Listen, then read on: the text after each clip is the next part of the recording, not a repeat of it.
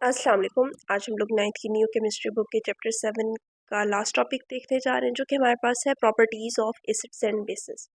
Last time हम लोगों ने लॉरी ब्रॉन्स्टेड कॉन्सेप्ट को डिस्कस किया था। आज हम लोग देखते हैं कि एसिड और बेसिस की क्या खसूसियात हैं, वो किस तरह से रिएक्ट करती हैं और किस तरह के प्रोडक्ट बनाती हैं। सबसे पहले वो बात करते हैं कि properties of acid and bases very depending upon the substance they react with. वो कहते हैं कि एसिड और बेस की जो प्रॉपर्टीज़ होती हैं वो तब्दील होती रहती हैं और ये डिपेंड करती हैं कि वो किस तरह के सब्सटेंस के साथ जाके रिएक्ट कर रही हैं। फॉर एग्जांपल, मिसाल के तौर पर acid react with metals to produce hydrogen gas. Acid जब मेटल्स के साथ रिएक्ट करते हैं तो उसके नतीजे में हाइड्रोजन गैस प्रोड्यूस होती है।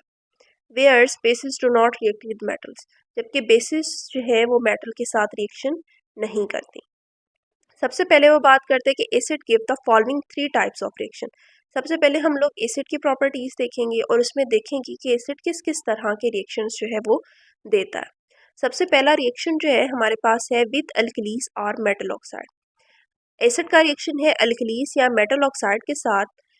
They form salt and water, जिसके नतीजे में वो साल्ट और वाटर जो है वो प्रोड्यूस करती है।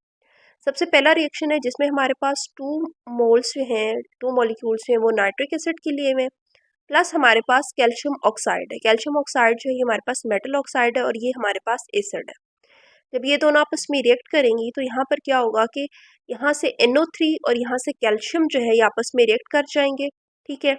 और इसके नतीजे में CaNO3 ट्वाइस, क्योंकि यहाँ पे NO3 के जो हैं 2 मॉलिक्यूल मौजूद हैं, तो यहाँ पर हमारे पास CaNO3 ट्वाइस हो जाएगा। साथ ही हमारे पास वाटर जो है प्रोड्यूस होगा।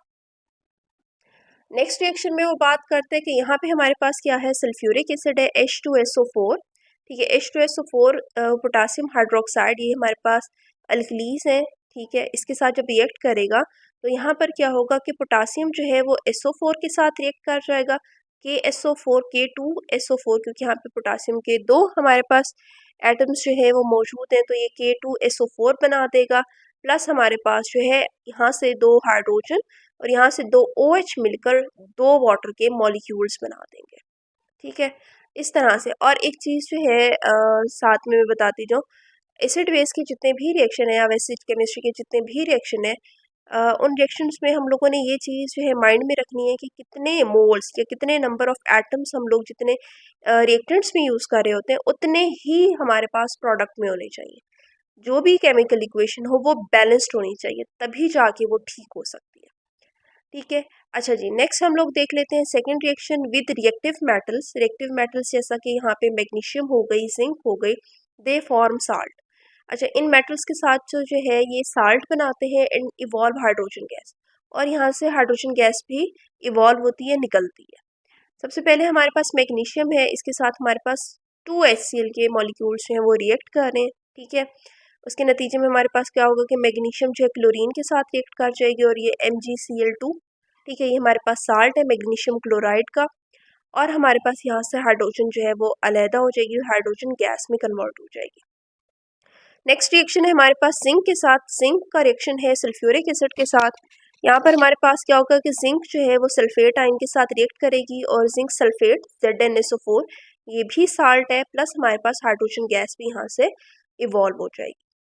लास्ट में वो बात करते हैं कि द लेस रिएक्टिव मेटल्स, वो कहते हैं जो बहुत कम रिएक्टिव मेटल्स होती हैं, जिसके पास हमारे पास कॉपर हो गई, आर्जेंटेनियम हो गई, अरम हो गई, एंड अच्छा ये सिल्वर और गोल्ड की जो है वो मेटल्स है, and platinum, do not evolve hydrogen gas with acid. वो कहते हैं ये जो लेस रिएक्टिव मेटल्स होती हैं ये एसिड के साथ जब रिएक्ट करती हैं तो इनसे हाइड्रोजन गैस इवॉल्व नहीं होती।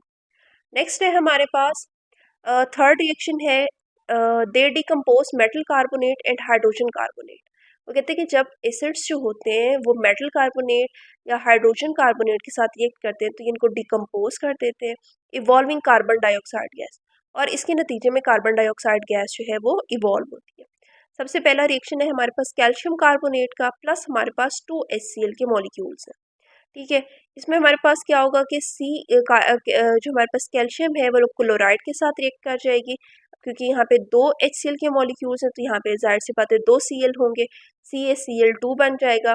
यहाँ से हाइड्रोजन जो है वो निकलेगा और यहाँ से एक ऑक्सीजन को लेगा, यहाँ पे 2 हाइड्रोजन है तो ये H2O बना देंगे, प्लस हमारे पास एक कार्बन और 2 ऑक्सीजन मिलकर कार्बन डाइऑक्साइड गैस बना देंगे।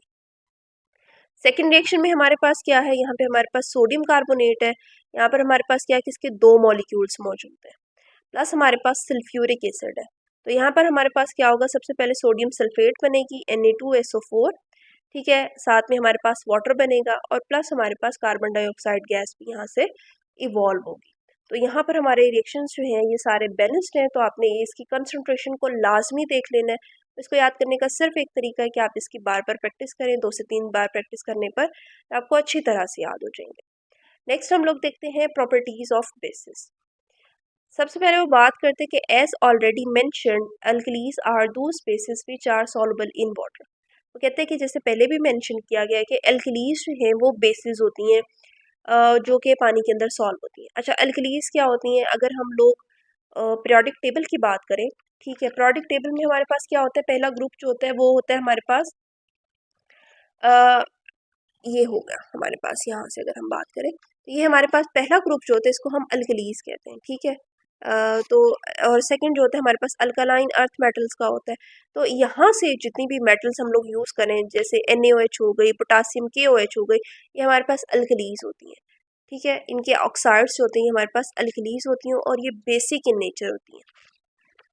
अच्छा जी, यहाँ पे वो बात कर रहे हैं कि एग्जाम्पल में जैसे हमारे पास हो गई अल्कलीज की सोडियम हाइड्रोक्साइड NaOH, KOH, ये जो है हमारे पास अल्कलीज की एग्जाम्पल है और ये क्या होती है, वाटर में सॉल्युबल होती हैं। नेक्स्ट वो बात करते हैं कैल्शियम हाइड्रोक्साइड। अच्छा, कैल्शियम जो है ये हमारे पास अल्कली मेटल नहीं है, ठीक है, मेटल तो है लेकिन ये अल्कली मेटल में नहीं आती। अच्छा, कैल्शियम कैल्शियम जो होती है ना ये हमारे पास अल्कलाइन अर्थ मेटल में होती है, ठीक है, उससे अल्कली से जो सेकंड हमारे पास ग्रुप था उसमें होती है। कैल्शियम हाइड्रोक्साइड जो है ये स्पेरिंगली सॉल्युबल, स्पेरिंगली का मतलब होता है कि बहुत मुश्किल से या बहुत कम हद तक सॉल्युबल होती है इन वाटर, पानी के अंदर। वाइल जबकि अगर हम बात करें कॉपर हाइड्रोक्साइड की, कॉपर भी हमारे पास मेटल लेकिन ये लीस्ट रिएक्टिव है, लेस रिएक्टिव है, इस इनसॉल्युबल। इसका जो हाइड्रोक्साइड है, ये जो बेस है, ये हमारे पास वाटर के अंदर बिल्कुल भी सॉल्युबल नहीं होती, इनसॉल्युबल होती है।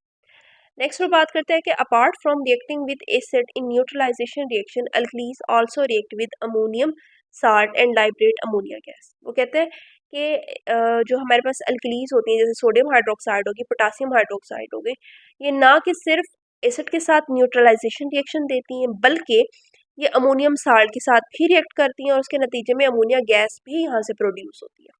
नीचे रिएक्शन दिए हुए हैं, सबसे पहले अल्कली का जो है रिएक्शन एसिड के साथ दिया, ठीक है। एसिड और बेस का जब भी रिएक्शन होता है तो न्यूट्रलाइजेशन रिएक्शन होता है, उसके नतीजे में साल्ट प्लस वाटर प्रोड्यूस होता है। यहाँ पर क्या होगा कि यहाँ से सोडियम और यहाँ से Cl जो है ये NaCl बना देंगे जो कि हमारे पास साल्ट है, यहाँ से OH और हाइड्रोजन आपस में मिलकर H2O वाटर बना देंगे। सेकेंड हमारे पास कैल्शियम हाइड्रोक्साइड है, ठीक है, जब हम इसका H2SO4 सल्फ्यूरिक एसिड के साथ रिएक्शन कराते हैं तो ये CaSO4 बना देती है और हमारे पास यहाँ से हाइड्रोजन और यहाँ से OH जो आपस में मिलकर 2 वाटर के मॉलिक्यूल्स बना देते हैं। अब नेक्स्ट वो बात करते हैं कि ये जो अल्कलीज इनके ऊपर हम लोगों ने रिएक्शन कराया एसिड के साथ, अब हम इनके रिएक्शन कराएंगे अमोनियम साल्ट के साथ, NH4Cl के साथ। जब हम इसका रिएक्शन कराएंगे तो हमारे पास क्या होगा, CaCl2 बन जाएगी, ठीक है, कार्बन कैल्शियम जो है वो क्लोरीन के साथ रिएक्ट कर जाएगी, प्लस हमारे पास जो है वाटर के मॉलिक्यूल्स इवॉल्व होंगे और हमारे पास अमोनिया गैस यहाँ पर प्रोड्यूस होगी। सेकेंड रिएक्शन में भी इसी तरह से सोडियम हाइड्रोक्साइड जब रिएक्शन करती है अमोनियम क्लोराइड के साथ, अमोनियम नाइट्रेट, अच्छा यहाँ पे अमोनियम क्लोराइड और ये अमोनियम नाइट्रेट है, अमोनिया की ही दोनों साल्ट है, तो यहाँ पे हमारे पास सोडियम नाइट्रेट बनेगी NaNO3, ठीक है, वाटर बनेगा, यहाँ से हाइड्रोजन आएगा, यहाँ से OH H2O, प्लस हमारे पास यहाँ पर NH3 अमोनिया गैस जो है यहाँ से इवॉल्व होगी। तो यहाँ पर जो है हमारा टॉपिक और ये चैप्टर जो है कंप्लीट हो जाता है। अगर इस टॉपिक से रिलेटेड किसी भी रिएक्शन में कोई कन्फ्यूजन हो तो आप कमेंट सेक्शन में पूछ सकते हैं और अगर आपको मेरी वीडियो पसंद आए तो प्लीज़ इसको लाइक करें, चैनल को सब्सक्राइब करें। Thanks for watching my video.